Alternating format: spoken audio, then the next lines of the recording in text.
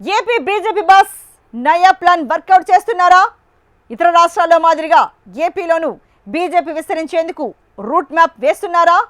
కూటమితో సమన్వయం చేసుకుంటూనే కాషాయ దళాన్ని బలోపేతం చేసేందుకు కసరత్తు చేస్తున్నారా?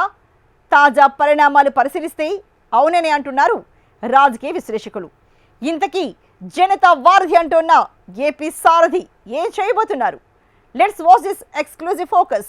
ఆంధ్రప్రదేశ్లో గతంలో ఎన్నడూ లేనంతగా 2024 ఎన్నికల్లో కూటమితో జట్టుకట్టి కమలం వికసించింది. ఏకంగా 3 ఎంపీ స్థానాలు, 8 అసెంబ్లీ స్థానాలు గెలిచింది. దీంతో ఆంధ్రాలో బలమైన అడుగులు వేస్తూ వస్తోంది బీజేపీ. ప్రధాని నరేంద్ర మోదీ నాయకత్వం, స్థానిక నేతల ప్రాతినిధ్యం పెరగడంతో ఆంధ్రాలో కమలదళం రోజురోజుకు విస్తరిస్తోందన్న టాక్ బలంగా ఉంది. తాజాగా ఏపీ బీజేపీ బాస్ గా బాధ్యతలు చేపట్టిన పీవీఎన్ మాధవ్ ఆ పార్టీని పునాదుల నుంచి బలోపేతం చేయడానికి మరింత కృషి చేస్తున్నారన్న చర్చ రీసౌండ్ చేస్తోంది. కూటమి మిత్రబంధం పాటిస్తూనే సొంత పార్టీని మరింత బలోపేతం చేసేందుకు వినూత్న ప్రయత్నం చేస్తున్నట్లు రాజకీయ వర్గాలు చర్చించుకుంటున్నాయి. యాత్రలతో ప్రజల చెంతకు బీజేపీని చేరవేసేందుకు అడుగులు వేస్తున్నారు మాధవ్.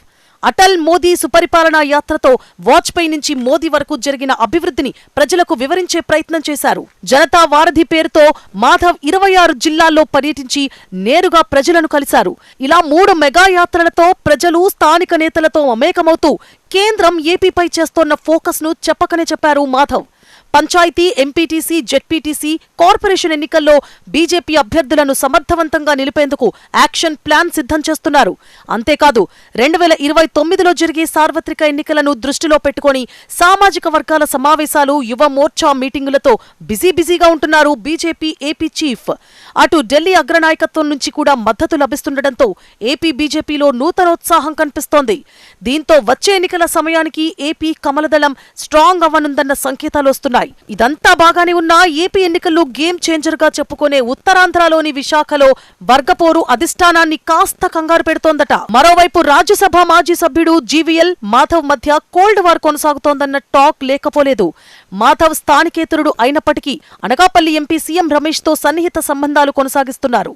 అటు BJP sitting MLA Vishnukumar Raju తన ఒంటరి పోరాటం చేస్తున్నారట. ఇలా ఉంటే ఉత్తరాంధ్ర బీజేపీలో గ్రూప్ రాజకీయాలు పార్టీకి ఇబ్బందికరంగా మారాయట. మాజీ అధ్యక్షుడు సోము వీర్రాజు, ప్రస్తుత అధ్యక్షుడు మాధవ్, ఇతర సీనియర్ నాయకుల మధ్య ఆధిపత్య పోరు నడుస్తున్నట్లు వార్తలు వస్తున్నాయి. ఈ వర్గాల మధ్య విభేదాలు సంస్థాగత పటిష్టతకు అడ్డంకిగా మారాయని రాజకీయ విశ్లేషకుల అంచనా.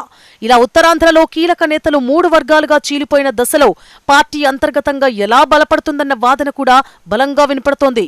ఇది కేవలం రాజకీయ ప్రచారం మాత్రమేనని కొట్టిపారేస్తున్నప్పటికీ ఇంట గెలిచి రచ్చ గెలవాలి అనే నానుడిని మాధవ్ గుర్తు చేసుకుని ముందడుగు వేస్తే ఉంటుందన్న అభిప్రాయం వ్యక్తమవుతోంది.